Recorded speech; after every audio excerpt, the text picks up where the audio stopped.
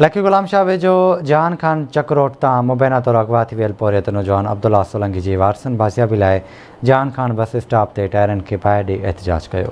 उन मौक़े ते एहतजाज कंदड़नि आवाज़ टीवी जे रिपोर्टर हिदायतुल्लाह महर सां कहिड़ा वीचार वंडिया आहिनि, अचो त ॾिसूं। बिस्किट फैक्ट्री में कमु कंदो आहे 15,000 सैलरीअ ते, जेको आहे 10:30 बजे उनजी छुट्टी थी।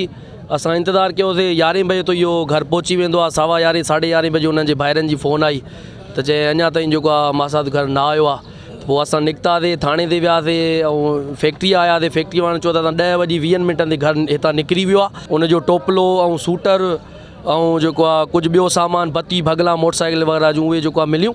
उन खां पोइ खणी करे वरी असां थाणे ते वियासीं। उन खां पोइ 3 कलाक असां थाणे ते वेठा रहियासीं, कोई असांखे रेस्पॉन्स न मिलियो। इंतज़ामिया जो असां को बि हिन टाइम ते को बि ताउन न आहे। असांजी अपील इहा ई आहे त असांजो माण्हू आज़ादु करायो वञे।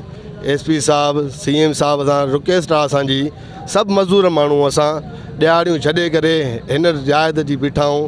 छो जो अॼुकल्ह हिसाब किताब इहो थियो, जेसिताईं रोडनि ते कान था निकिरूं को मसइलो हल नथो थिए। अचे SP साहब खे दरख़्वास्त आहे असांजो माण्हू आज़ादु करायो वञे।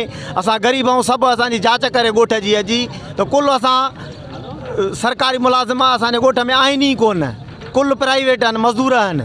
मज़दूरी कयूं मोटियो पियो अचे, अगवा करे खणी आहिनि। SP साहब खे दरख़्वास्त आहे असांजो माण्हू वापसि करे। दफ़ा मिसकिन माण्हू आहे, हुनजा भाइर जेके आहिनि पकोड़नि जो दुकान अथनि उहो हलाईंदा आहिनि, ॿार हुनजा नंढा वेठा आहिनि। सफ़ा घर में कोराम मचो पियो आहे। असांखे त हिन गवर्नमेंट जी ॻाल्हि सम्झ में नथी अचे। हिकु त प्राइवेट माण्हू रोज़गारु आहे कोन, ॿियो प्राइवेट सॼो ॾींहुं वीचारो ड्यूटी करे राति जो अचे त इंसाफ़ बि न मिले। हे कहिड़े क़िस्म जी गवर्नमेंट आहे? CM साहब खे अपील था कयूं त महिरबानी करे असां इंसाफ़ कयो वञे।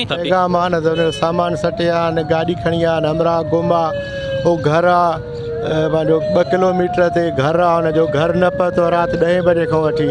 साईं गुल साहब, साईं SHO साहब, DSP साहब जन यकीन ॾियारायो आहे असांखे थोरो टाइम ॾियो त इनशाला असां कुझु करे वठंदासीं। काफ़ी सारा मसइला मसाइल आहिनि, ख़ासि तौर ते थधि जेका आहे उनजे ऐं पाणी लहण खां पोइ रस्ता रोड खुली विया आहिनि, ख़ासि तौर ते जेके कचे जा ॾोहारी आहिनि उन हवाले सां पोइ इनशाला इन जे ख़िलाफ़ु तमामु सख़्तु एक्शन खयो वेंदो। खानपुर तव्हां ॾिठो काफ़ी महीननि खां वठी डिस्टर्ब हो, उहो सही थी वियो आहे। आसे पासे तालका जेके ॿियनि आहिनि उहो काफ़ी बहितर थी विया आहिनि। लखी तालके खे हाणे इनशाला आउं पाण पर्सनली हिन खे सुपरवाइज़ कंदुमि। हे जेके मामला थिया आहिनि इनशाला जल्दी वापसी थींदी हिननि में।